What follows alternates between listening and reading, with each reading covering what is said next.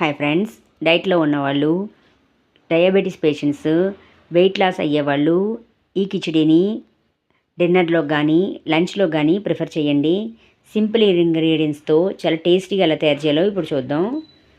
ఇలా వెజిటేబుల్స్ని కట్ చేసుకుని పక్కన పెట్టుకోండి. మామిడికాయ ముక్కల్ని తొక్కు తీసుకుని ముక్కలుగా కట్ చేసుకుని పక్కన పెట్టేసుకోండి. తర్వాత స్టవ్ వెలిగించుకుని ప్యాన్లో బటర్ వేసుకోవాలి. బటర్ లేని వాళ్ళు నెయ్యి కానీ ఆయిల్ కానీ వేసుకోండి. తర్వాత సన్నగా కట్ చేసుకున్న టమాటా ముక్కలు, క్యారెట్ ముక్కలు, క్యాప్సికమ్ ముక్కలు వేసుకుని మగ్గించుకోవాలి. తర్వాత బంగాళదుంపల ముక్కలు, నానబెట్టుకున్న పెసరపప్పును కూడా వేసేసుకుని తర్వాత బఠానీని కడిగేసుకుని వేసుకోండి. పచ్చి బఠానీలు అయితే నానబెట్టుకుని వేసుకోండి. తర్వాత ఒక స్పూను మిరియాలు వేసుకోండి. మిరియాలు తప్పకుండా వేసుకోండి, టేస్ట్ చాలా బాగుంటుంది. తర్వాత గోధుమ రవ్వని ఒక గ్లాసు వేసుకుని పచ్చివాసన పోయే వరకు వేయించుకోవాలి. ఇది వేగిన తర్వాత ఒక స్పూను రాగిపిండి వేసుకుంటున్నాను. మీ దగ్గర జొన్నపిండి కానీ సజ్జపిండి కానీ ఉంటే అది కూడా వేసుకోవచ్చు. తర్వాత మామిడికాయ ముక్కల్ని వేసుకోవాలి. ఇది పులుపు కోసం వేస్తున్నాను. మామిడికాయ ముక్కలు లేని వాళ్ళు నిమ్మరసాన్ని వేసుకోండి.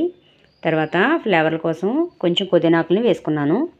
ఒక గ్లాసు గోధుమ రవ్వకి 4 గ్లాసుల వాటర్ వేసేసుకుని ఒకసారి అంతా కలిపేసుకుని రుచికి తగినంత ఉప్పు వేసేసుకోవాలి. కలర్ కోసం కొంచెం పసుపు వేసుకున్నాను.